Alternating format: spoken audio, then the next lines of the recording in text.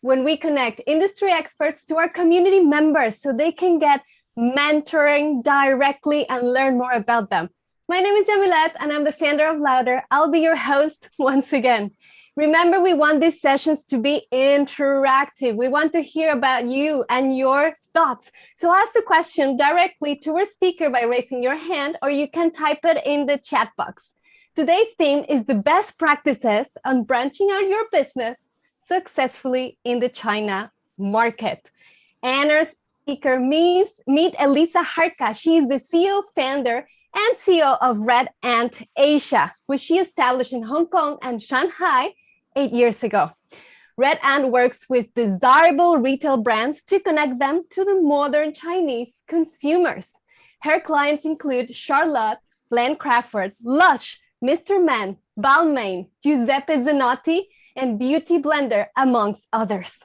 They help brands strategize and activate their China marketing appropriately. Red Ant leverages digital and O2O activations to drive brands equity and conversion. Elisa, she's also the chair of British Chamber Retail Committee, and she is a regular contributor to key industry publications. She's an entrepreneur at heart, so she set up a fashion and events company whilst living in New York, called Styleaholics, and she connects independent designers and DJ females. So today we're going to learn lots about how she expands her business in the China market. So without further ado, please welcome Elisa here on our online stage. Hi, Elisa, how are you? Hi, Yamilette. I'm really good, thank you. How are you?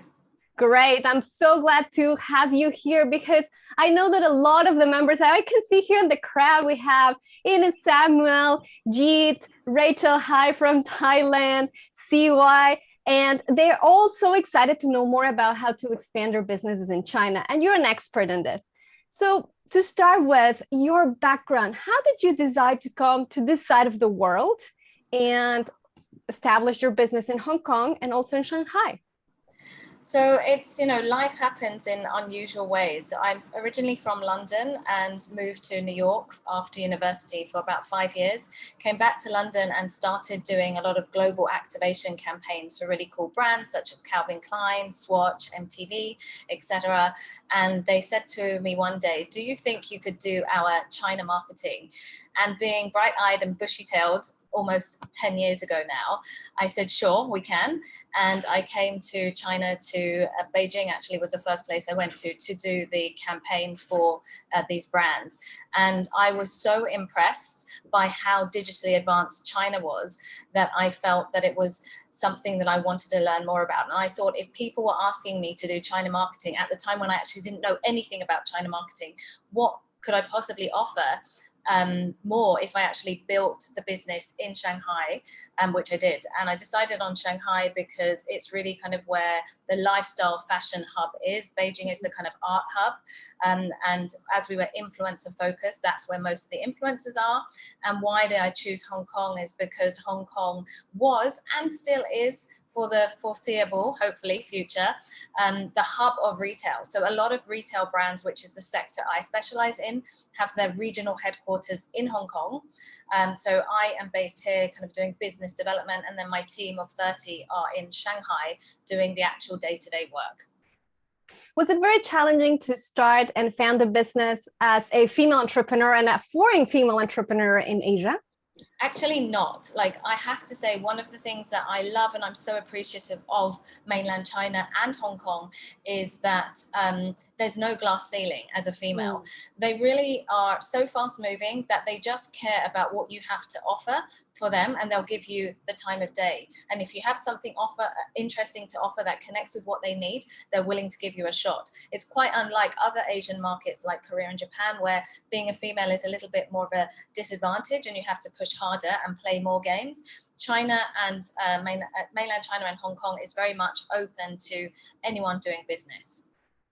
What about the language barrier? Did you have any issues with that in the beginning? Yeah, so it's my biggest embarrassment is that I am not a Chinese speaker. I am learning, and I am a really bad student, but I'm trying. When I first came, I was just purely focused on running the business. And one of the bad pieces of advice that people gave me was that you had to be a student of Chinese for at least 5 years before you could actually communicate. So that put me off because, I like to do things well and I don't like to take a long time over it. And at the time when I started the business, I had no idea I would be here for so long. So I thought, well, I'm just going to focus on my business and not focus on the language. And then, 6 years later, I was still there and I thought, right, I'm finally going to start learning the language. So it's don't listen to people. Don't let them put you off about learning Chinese. Just get started as soon as you can. Although it hasn't hindered me doing the business because all my team are Chinese and my GM, who's been with me from when I started, is a Shanghainese girl, amazing, and the rest of them are Chinese. And because we're working with international brands, our business language is English. But that doesn't mean it isn't a shame that I am not fluent in Chinese. It really is a shame. I know, I feel you. The same thing with Cantonese. I've been here 13 years. What about, you were saying that you thought you were just going to be here for a little bit. How the mindset changed? Because a lot of us entrepreneurs that come to Asia, we have this idea, oh, I'm going to give it 2 years or maybe a year, and then what happens? Yeah, I think, if you have an entrepreneurial spirit, you tend to be kind of going where the opportunities are and not necessarily planning your life out 10, 20 years ahead. And especially 10 years ago, I was a lot younger. So I just thought, I'm coming for the adventure and I'll see how it goes.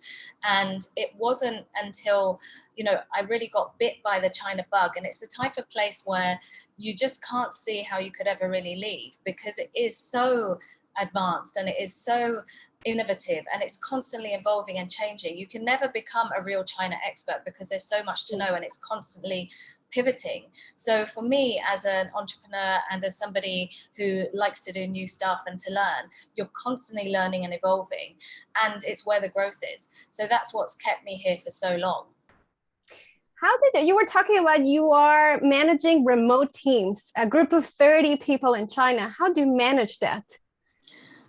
Well, I am lucky because I set the business up before COVID. So pre-COVID, I used to go to Shanghai every week in the early days and then every month, just a couple of years before COVID. So I haven't actually been there since January 16th last year. And because I had spent the time in the market with my team and got to know them and set a really good culture with my GM, Linda, we've invested a lot of our own personal time in building that culture so that people know what it feels to be a Red Ant person and they know what our ethics are and what we stand for. So I had entrenched that with Linda pre-COVID, so we were lucky, which enabled me to then, when COVID struck, not struggle too much in terms of managing a remote team. And thank God for things like WeChat, Zoom, Teams, etc. We speak to each other, see each other every day, although we can't physically be together. So I know I've been one of the lucky ones. Had COVID happened in the first 2 to 3 years of the business, it would have been an absolute disaster because we hadn't done the groundwork yet of building our culture. Yeah, your teammates perhaps wouldn't have had the spirit that you needed in order for them to continue moving forward. Totally. Before we get into the digital marketing and everything that has to do with your expertise, I'm very curious to know, how did you choose your co-founder? And how did you meet? Or so he actually chose me, and he was my boss originally. So Red Ant we have 2 websites. If you go to www.redant.com and www.redantasia.com, they look like 2 separate companies, but we actually were one company. Red Ant has been around for 20 years, and I joined Red Ant UK as a client services director 10 years ago. And that's when all these projects started to happen. And then when I did the project in China, I pitched him, who was originally my boss, to say, I want to open the Shanghai business and here's my business plan. And he said, okay, go ahead and do it. And then we became partners. So that's how it started. It was, a matter of luck and, opportunities kind of presenting themselves, and being really, naivety plays such a big role when you are an entrepreneur, because in reality neither of us knew what we were doing or getting into, but I had the desire and the passion to go for it, and he was willing to kind of support that. Would you say that it's really luck? Because you had the guts, you had the pants to come and say, I have this idea. You didn't stay there waiting for someone to give it to you. You had that mindset already of the entrepreneurship spirit. and just jump for it. So I know it's obviously the opportunity, he was open to the idea, but would you, before that, when you're working for them, did you already have this little thing moving in your brain saying, I want to jump and get into the entrepreneur world? Yeah, I mean, you mentioned that I started a fashion events company in New York. I was 21 when I did that. Okay. So I come from an entrepreneurial family, you know, it's in the spirit. So I've always loved this entrepreneurial way of being. And when I came back to the UK after doing the New York stint, I went back into kind of working for companies. But why I joined Red Ant was because Dan, who is now my partner, who was originally my boss, he saw that I had this entrepreneurial spirit, and that's the kind of person he wanted as part of his team. And he has another CEO in the UK office now called Sarah, and she's the same spirit. He likes these people who are kind of get up and go. You know, you don't have to tell them verbatim what they need to do. They've got the mindset to kind of make things happen.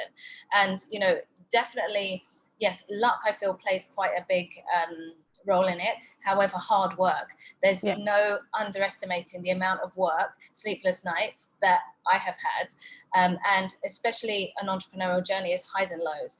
And until I actually ran this business, Red Ant Asia, I had never experienced so many lows in my life. You know, one of the biggest lows was when I had to close the Hong Kong office. I had a team of 10 in Hong Kong up until the end of 2018. And for me, that was the worst phase because I felt like I had failed. But it's part of being an entrepreneur. So that's when, you know, luck plays part of a role. But if you don't have the determination and spirit to kind of get through the challenging times, you know, you won't succeed. Yeah, you're right. You mentioned the Red Ant spirit, or what does it mean to be Red Ant? What does it mean? So, you know, ants carry 10 times their body weight. So they're small and mighty. So that's why we're called Red Ant, because we're small and mighty. So, you know, we're 30 people in the China office, we're about 50 people in the UK office.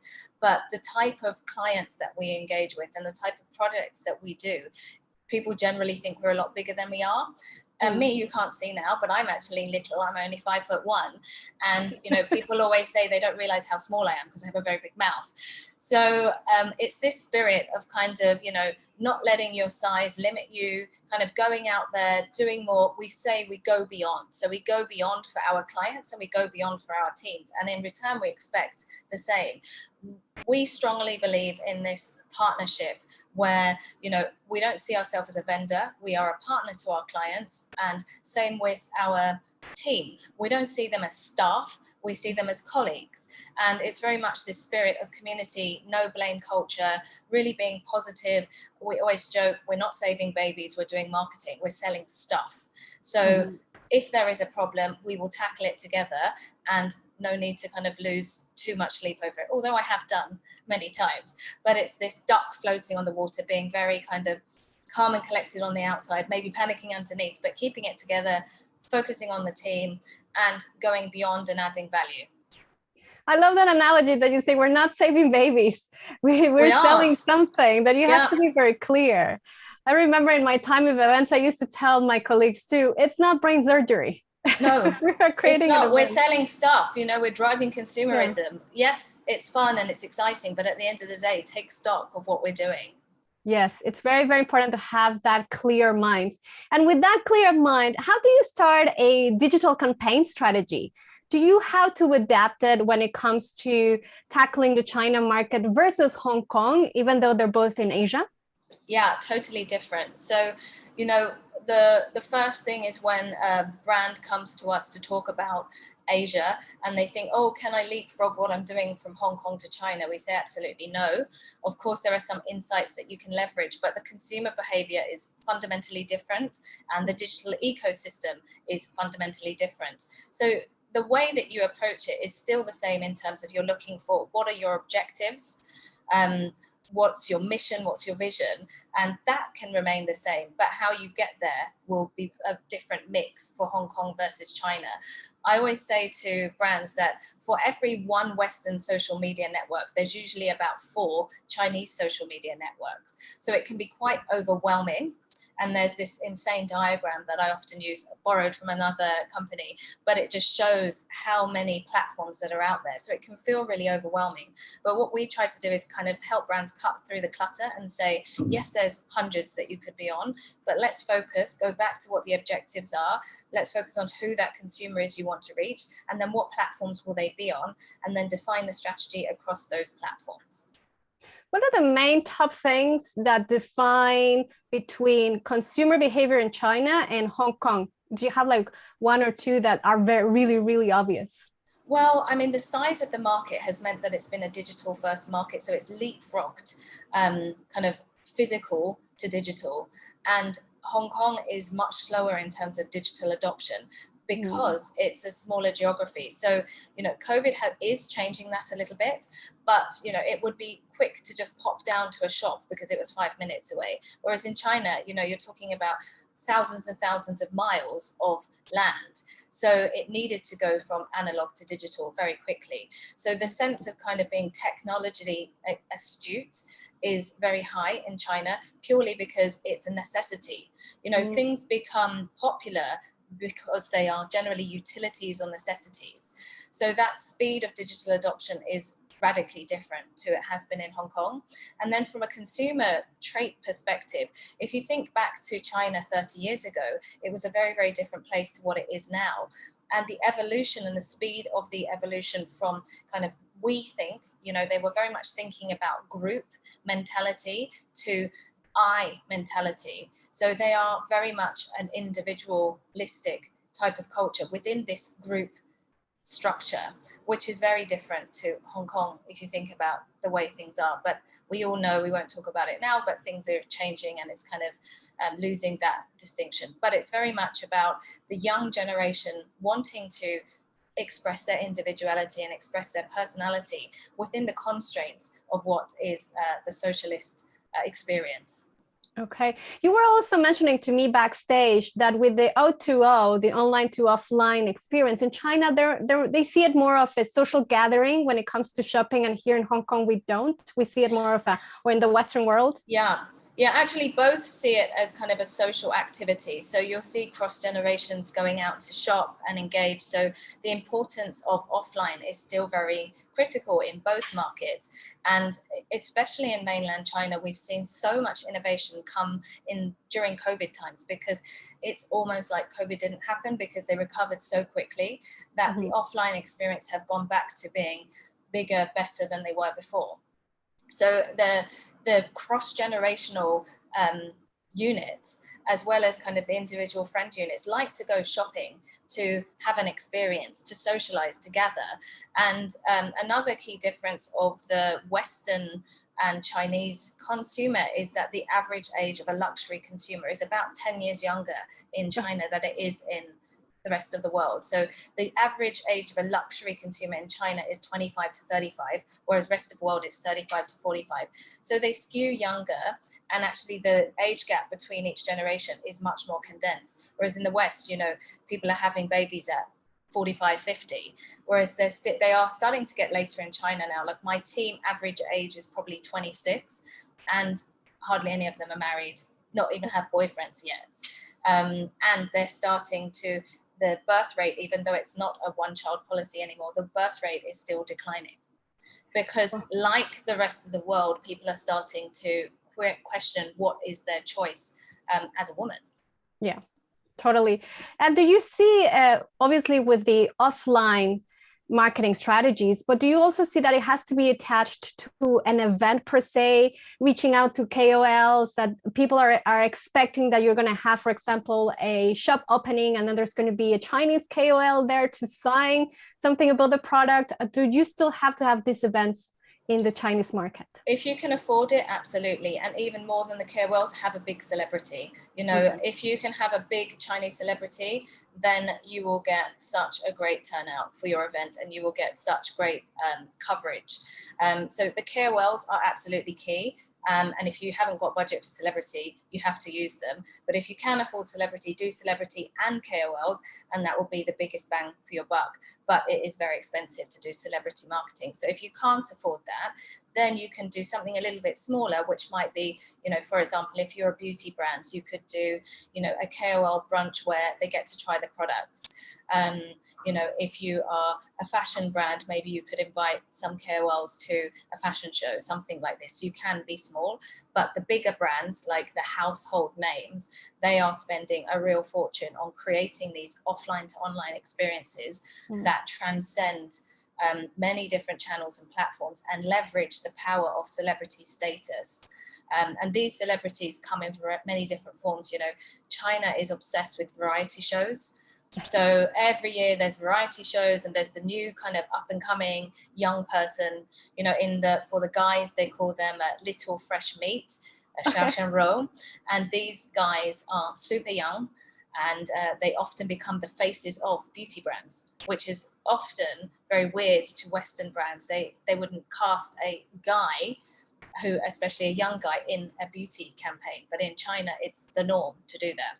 And it's very good at driving conversion. Oh, wow. I did not know that. I guess, yeah, it attracts the females. It definitely does. And it's one of the biggest challenges for brands to understand. Why does that resonate and why does that make sense to a Chinese consumer? Because from a Western perspective, it's more about female power and you want to see a girl that looks like you. But from the Chinese perspective, they have that too. So often you'll find with celebrities in China, there won't be like a one celebrity approach. There'll be a multiple celebrity approach. So they'll often use the guy, the xiaoshanrou, as the sales driving celebrity. And then they'll use a girl who represents the ideal beauty as the image and the brand driving, which I think is quite interesting and quite different to the way the Western brands will use their celebrities. Okay. Krishna, she's asking, what do you suggest for precious stones? So is precious stones in terms of like the actual stones B2B or within jewelry, consumer brand? Okay, let's have her type it, or if she wants to ask a little bit later on, let's keep that in mind. I'll let you know if she lets us know. Okay, thank you.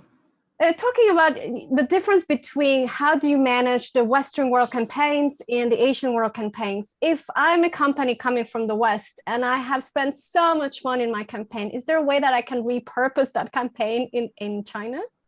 Yeah, it's a lot of the brands will want to obviously leverage their creative assets to have brand consistency and to really express that brand image, because you want to have a look and feel that represents your brand in your home market and in China.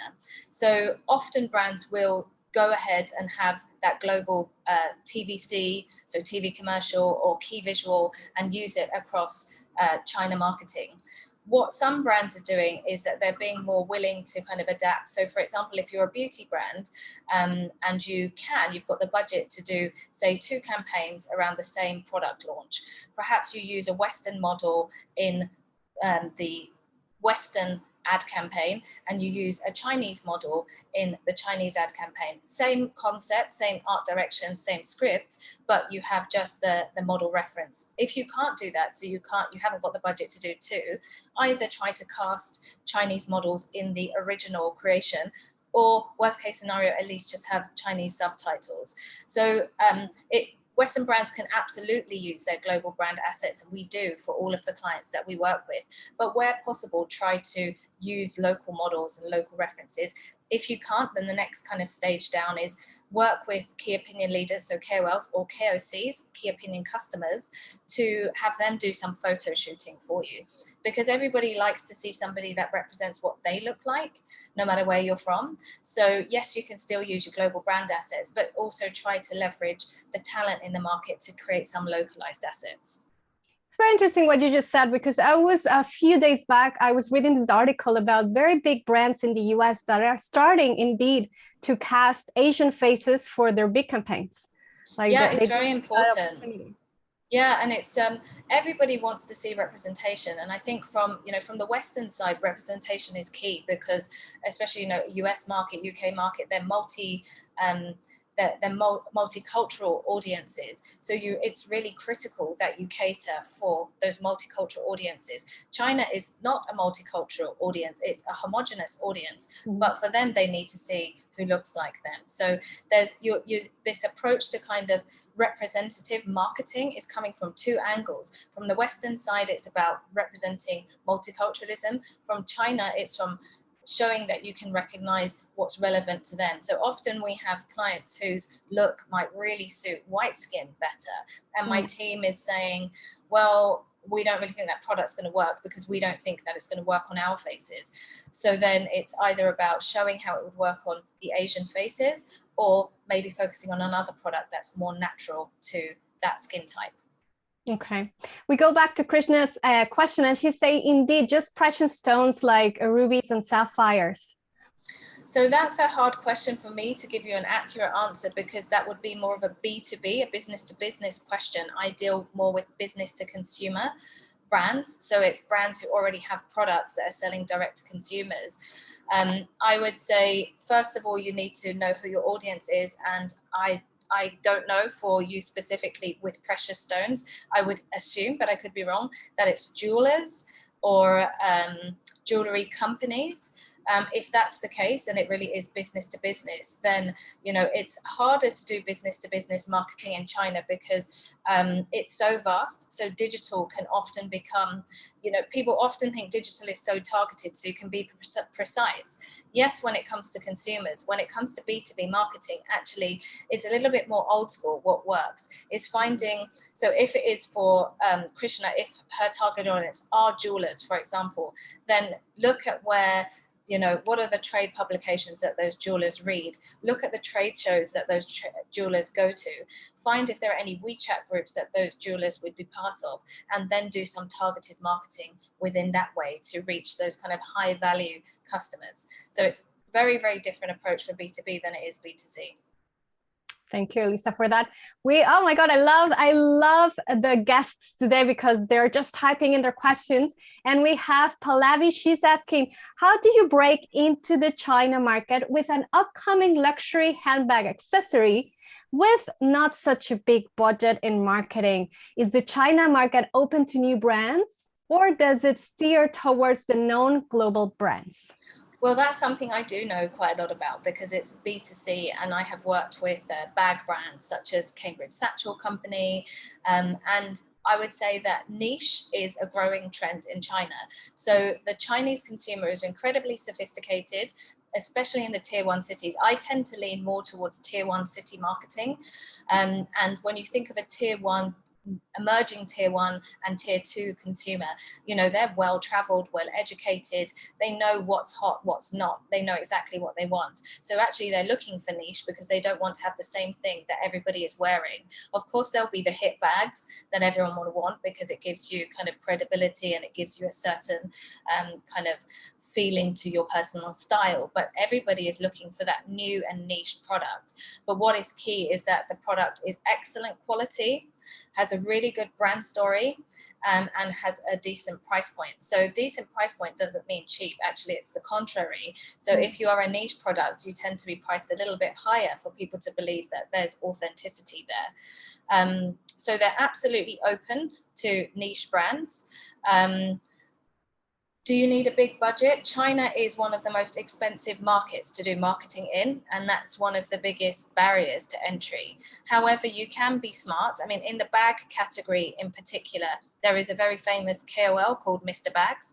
He is the kind of bag of all bag guy. He is the one who breaks bags. So he does, not breaks them, he breaks them into the market. So if you could work with Mr. Bags, if he liked your product, you could pay him to write an article, which costs around 160,000 renminbi for Mr. Bags to write an article, not just about your brand, so it wouldn't be dedicated, but it would be an article about what's the new cool niche bags that are around there, and what you should check out. And that would be, if I was launching a bag brand myself, I would definitely try to get Mr. Bags to talk about it, and I would be thinking that was a good use of budget to kind of get started.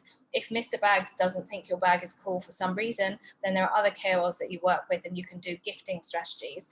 With gifting in China in particular, you have to be mindful that they're very spoiled, the KOLs. So in Hong Kong, where most of them will be kind enough to post for you, even if they're not getting paid, China is so commercial that most of the time they'll want to be paid for it, but you can still give it a try. So first of all, for bag brand, look at Mr. Bags, try to get him to help you make your bag brand the next it bag.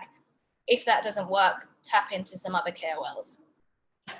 This is just great. I love the name, Mr. Bags. Is there for other services and products, Mr. Watch and, you know? There's the lipstick guy, the one who's famous for lipsticks. So like he's the one that all the beauty brands go to. Mr. Bags was going to launch a Mr. Shoes, but he didn't because he got too famous. He's so famous and so successful. He's not even 26, I don't think. And we met him many years ago working with Cambridge Satchel, and we could pay him 150,000 renminbi for a whole day of activities just dedicated to Cambridge Satchel.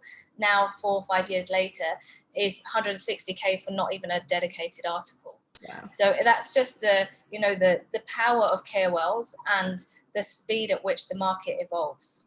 Wow, that's super interesting, Elisa.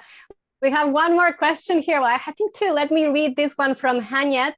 For small startups, would you recommend entrepreneurs to focus on brand-driven activities or sales-driven activities? For long-term, brand-driven activities sets us apart from competitors, but due to COVID pandemic and the limited resources, we can only use one channel. So which one will be your take on this? Yeah, that's an excellent question. And it's the one that is the biggest challenge for brands to decide where to focus on. So from my perspective, because I'm a brand marketing company, we tend to place more emphasis on brand driving activities. However, that means that we generally have to work with brands who maybe have a little bit more funding behind them because they have the luxury of investing in brand. So for true startups who maybe don't have a lot of funding, then I would say, I would hate to say it because I would rather you do brand marketing, but knowing kind of it's a reality, you have to make a choice. I would say focus on some sales driving activities first, because you probably need to generate that revenue in order to then invest back into brand. If you are willing to kind of, play the long game with China, because it's not a quick win market, then for sure go for brand first, because that's what the consumers are after. But if you can't, and you really need to generate some quick wins to begin with, go with the sales strategy. Would you recommend our entrepreneurs to perhaps also think about pitching their brands to get investment, or that would be too much for them? I mean, excuse me, I think that the day and age we're living in is all about investment, right? So most companies that are entering new markets will generally have some kind of investment, whether it's seed funding from friends or whether it's like proper investment. All the brands that I work with, because we're fairly, we're an SME now, so we can't really work with pure startups, have funding behind them. If it's like someone who's just got an idea and they want to get it started, then it's how much risk can you take? Because with funding comes responsibility. So you're going to have to find the money somewhere. So you're either self-funding or funding externally, but then it comes with some deliverables that you need to offer back to your shareholders. Yeah, it's a very fine line on that balance. Okay, yes. Coming up for next, no more questions. We have, hi, I'm a new small startup business doing condiments. May I know what are the responses from sweet condiments in China and Hong Kong? Do you have any experience with this, Elisa? So I haven't worked with condiments directly, but I have worked in the F&B category. So with products like Califia Farms, non-dairy milk, with Costa Coffee, with Wittard teas. So I have some experience in that space. And I would say that food-based products is definitely appealing to the Chinese consumer, and they're always interested in something new. So it's a highly competitive market, but every category in China is highly competitive. But there definitely is a desire and an interest. The fastest growing markets for products in China is beauty, and kids. But food is also quite high up there as well. And what I think is great about food is that there are lots of Taobao stores or like mini retailers that you can distribute your product through in order to get started. I actually think with products like food, once you've gone beyond the registration issues, that actually there's quicker routes to market for those smaller value items than say some of the bigger brand orientated items like, you know, beauty, fashion, etc. So it's not easy to break in, but there is for sure demand and interest. And if it's something different that hasn't yet been seen, then they're really open-minded to try new things. The palate of the Chinese consumer has evolved so much. I remember when we were working with an ice cream brand 7 years ago, you know, part of our job was to educate the Chinese consumer on how to eat ice cream. Now we're doing collaborations with Chinese homegrown ice cream brands because it's already become the norm to eat ice cream, whereas 7 years ago it wasn't. So that's like, the Chinese market is so amazing because what was not normal yesterday becomes very normal today, and it happens overnight.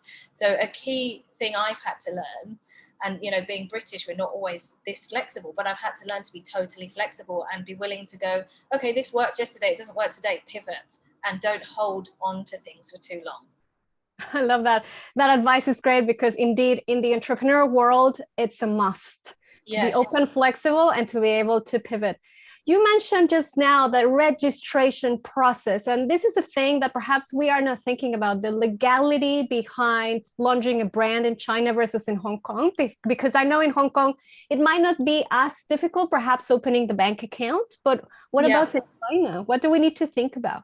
So that's still one of the beauties of Hong Kong, is its rule of law, and it's far easier to set up a business here than it is in mainland. You know, the rule of law, the way that money moves around, and the ability to kind of get selling really quickly. In China, it's much more complicated. So you have something called cross-border. So that means that you are selling from overseas, maybe Hong Kong or your home market, into the Chinese market. And there are agents, they're called TPs, trade partners, that generally will run your operations to help you sell into the Chinese market. And that means that you can kind of go around the registration. So that can be the first port of call for brands. So for example, in the beauty space, because I work a lot in that sector, up until this year, up until May actually, it was mandatory that brands had to test on animals in the beauty sector in China, which sounds insane because the West has moved away from that.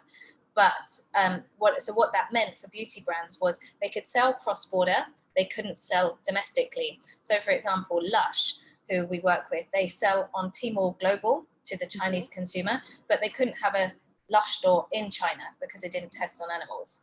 So when it comes to registering, you know, there's a few different things. So one is you need to register your brand because IP infringement is massive, and it is really, really true in China still to this day. So the quicker that you can register your IP, the better. And then, you know, by category, there is different registrations that you have to go through, particularly when you look at domestic entry. So often brands will start with cross-border and then do domestic later.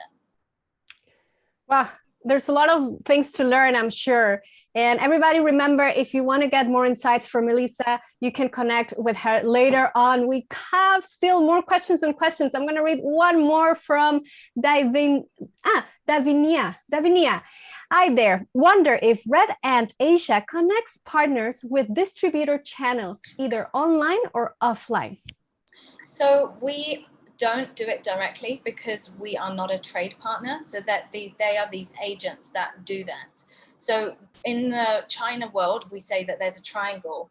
There is the brand, there is the TP, the agent, and then there is the marketing agency, us. So we have a lot of good friends who are TPs and partners that we work with because you need them in order to succeed. So generally how it works is that a brand will find a TP, an agent first, and then once they've appointed that agent, they would appoint someone like us to do the brand marketing for them. So we know lots of them, but it's very category specific. So it's best for people to do their kind of homework on who are the best TPs, trade partners in their sector.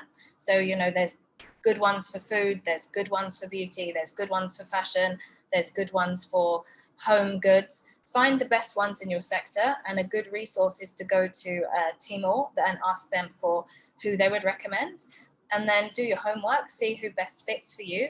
So it's like finding any partner, you know, who do you think has the best kind of knowledge of your sector, and then who do you have the best chemistry with? Once you've got that, then it comes to us to say, okay, how do we then do the marketing strategy?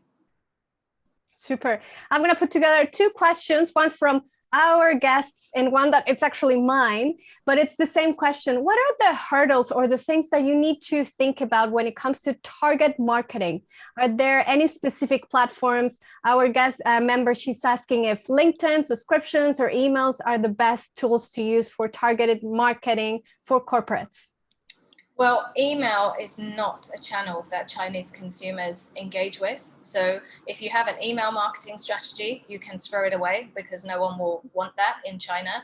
The most closest to something like email would be WeChat, which might sound strange, but that would be the most close. And why I say that is because if you are familiar with the WeChat channel, the format of content is much like, it's long, so it's more like a blog or an EDM. And it's like a closed community. So it feels fairly familiar to say email marketing, but email per se, it just doesn't work.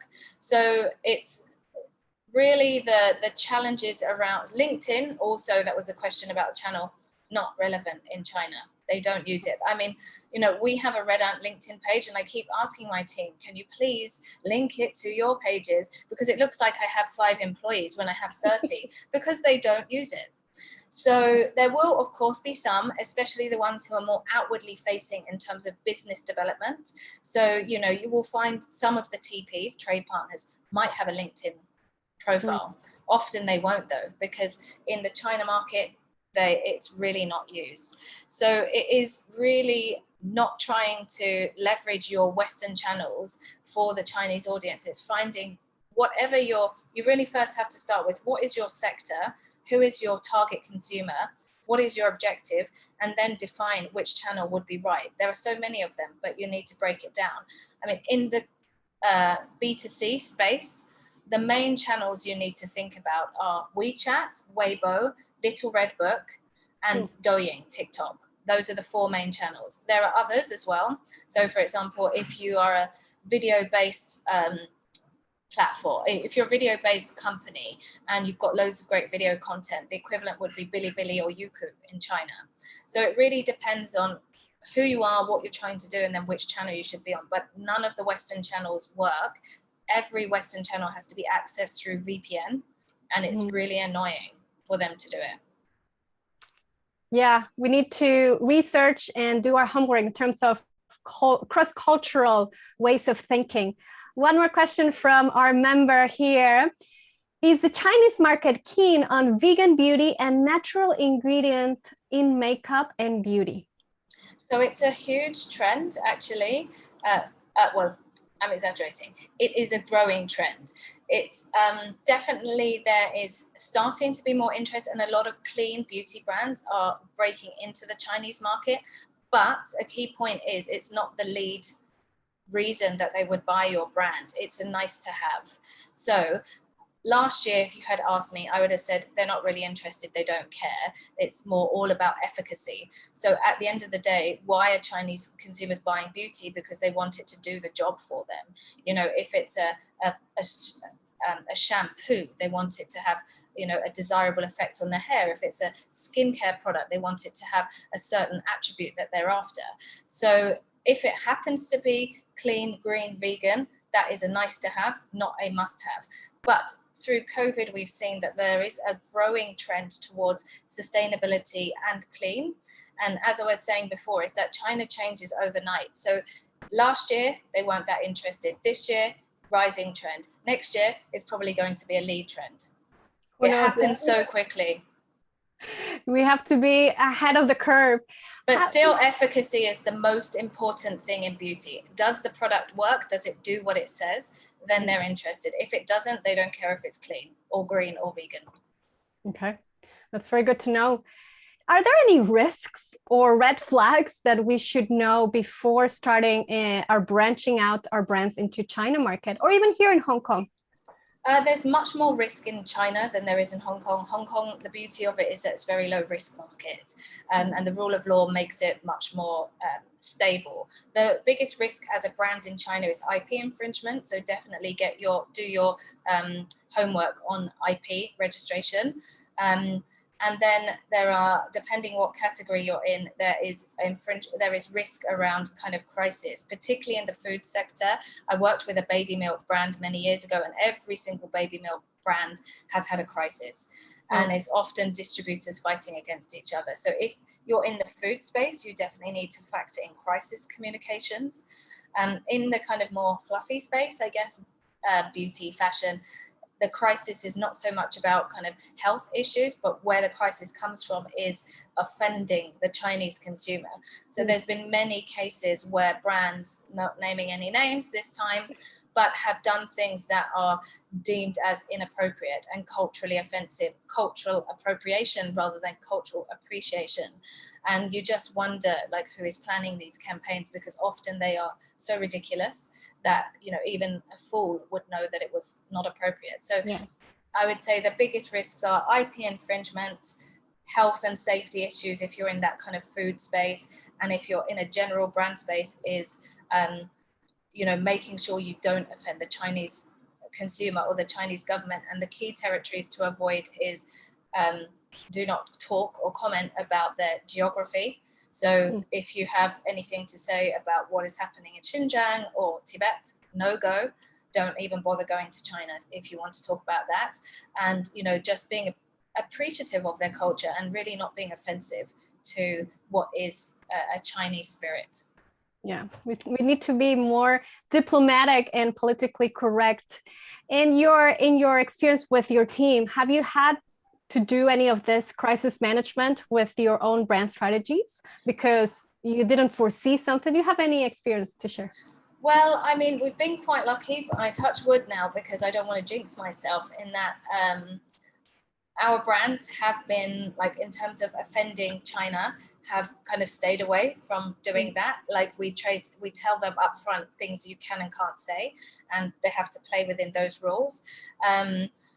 So we haven't had any major crisis. Of course, like with the baby milk brand, we had to deal with that, but actually we were kind of lucky because they had the crisis before we started to work with them. So then our job was to relaunch the brand after the crisis. So yeah, I hope it stays that way. I don't really want to have to deal with a big China crisis because the netizens don't forget. And they keep on coming back. I think everybody has heard of what's happened with H&M recently. Yeah. And it's, you know, it's a reality. So I hope my brands continue to play the game and operate nicely in China. Yes, we all do too.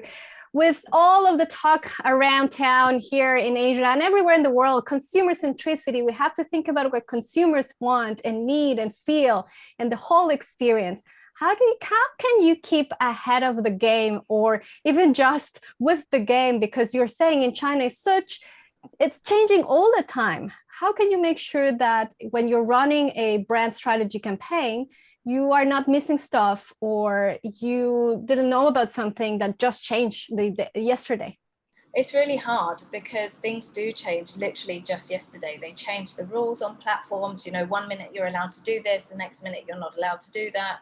And you just have to be able to factor in some flexibility to your strategy and be willing to change. I think I look at it in two ways.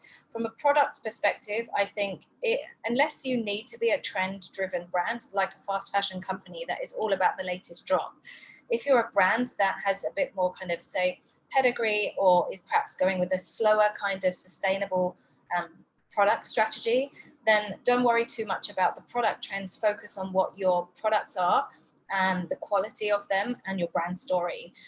So you kind of keep that as your stable. But when it comes to kind of the marketing strategy trends, there are a lot of things that change. But one of the things that has stayed constant, and we can be fairly sure it will stay constant, is the power of the influencer in China. So yes, a platform rule might change. So from one day to the next, you might be allowed to do this type of ad, and then you're not allowed to do that type of ad. But what has stayed constant is the power that the influencers have. So although it annoys brands because they're very expensive, it is still one of the most effective, stable ways of doing marketing in China. So I think if you stay constant on what your product mission is, stay open-minded to changes in China, but factor in some stable things like KOLs, you should have a base level that is able to keep you focused, keep you going, and then you just pivot as and when you need to. Do you have any examples of sustainable digital marketing strategy from some of the brands that you have worked with or you have seen out in the market? Well, I mean, a sustainable digital marketing strategy per se doesn't really work because digital strategies are generally quite tactical. So they move with the times and move with the trends. So it's more about, I would say, sustainable brands in the market is more about kind of defining what you're going to be a part of. One of the biggest things that you have to be a part of in China is the sale. So today is actually something called 520. So it's like the Chinese shopping Valentine's Day.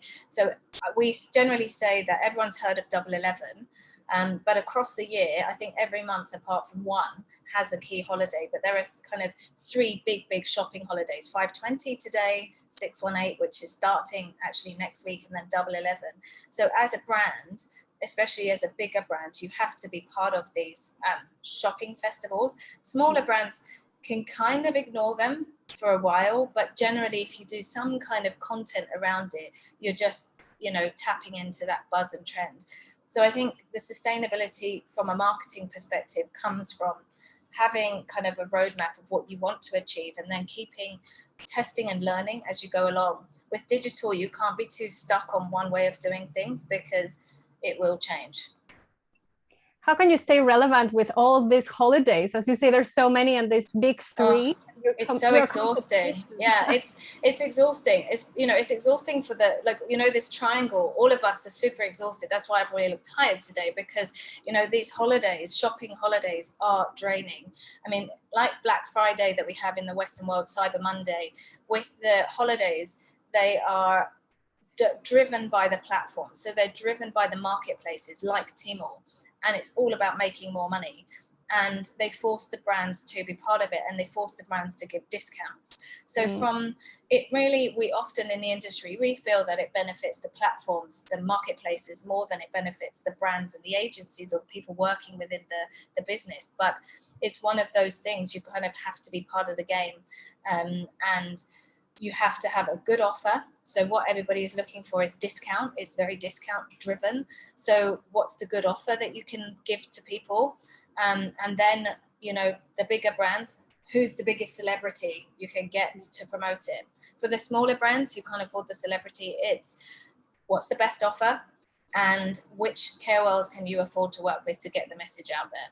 And come up with something cool and fun, maybe, that, for a campaign that we did for one of our clients, Amorovica, which is a wonderful Hungarian spa brand, beautiful. For Double 11 last year, we had to come up with a theme that would resonate more with people. So my team had a concept which was, we can't travel right now, so we're missing, the visits to the spas, to the onsens. But with Amorovica, we can actually create this feeling of a spa at home. So my team worked with KOLs to pitch them this story, and then all the KOLs created content that aligned with that story theme. So although the ultimate call to action was, we have this special offer for you, the build-up of the story and the KOLs that we worked with was a really effective way for Amorovica to cut through the noise of Double 11. It's all about storytelling, indeed. Yes. With our brands, we have to have that beginning, middle, end, but the call to action is very important.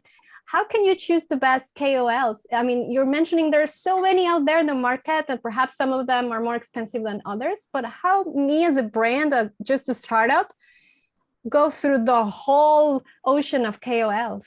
That's where you need to work with experts. So, that's kind of what we do, is that we know who the right KOLs are per category. So if you have resourced yourself, you can do it in-house. You have a Chinese speaker, then it's just hard work. It's a lot of time. So you can kind of just read and follow KOLs and build your own profile, or you can go to experts like us who deal with them every day, and we can tell you these are the ones we recommend and why, and this is how much they would cost. Would it be fair for me to ask you, Elisa, to give us your forecast or your vision with the digital Chinese market? What's going to be happening in the next few months, let's say? Well, there is a big trend that is happening, and it's the rise of China pride and rise of China nationalism. And what we are seeing in terms of brands is this thing called guochao. My pronunciation is terrible, but bear with me. And it's really this sense of Chinese young people, especially, but actually the older people, are feeling really proud of what their country has achieved in terms of innovation and creativity. So this has been a growing trend for quite some time, but is even stronger this year post-COVID because of the way that China is perceiving they have been treated by other markets. So from a marketing perspective, it's no longer enough to be brand international. You have to look at what the Chinese brands are doing, not just what your international competitors are doing, but look what the Chinese competitors are doing and try to learn from them. Don't try to necessarily mimic them, because they do things that you could never possibly do, because the speed of the activities they do is so localized. So you don't have to copy, but you have to be aware of what they're doing and be conscious of this trend and this genuine feeling of pride within the market. And really, that's the biggest trend that we're seeing.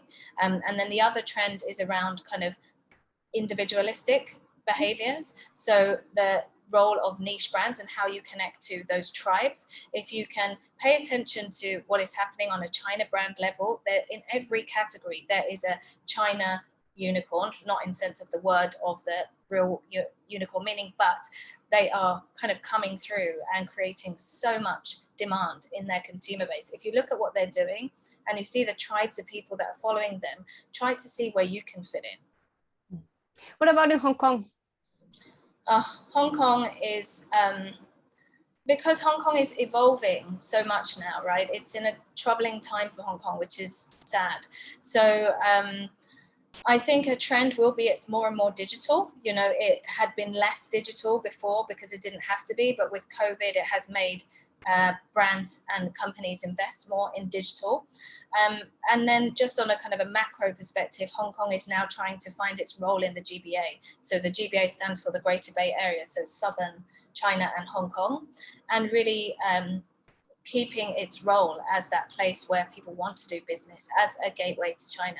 Yes, a lot of companies are going direct to China and building big teams there, but still Hong Kong, especially for the smaller brands who perhaps China is one market, but they want to do Pan-Asia or APAC, Hong Kong still has a lot of added value compared to, say, being in the mainland and operating.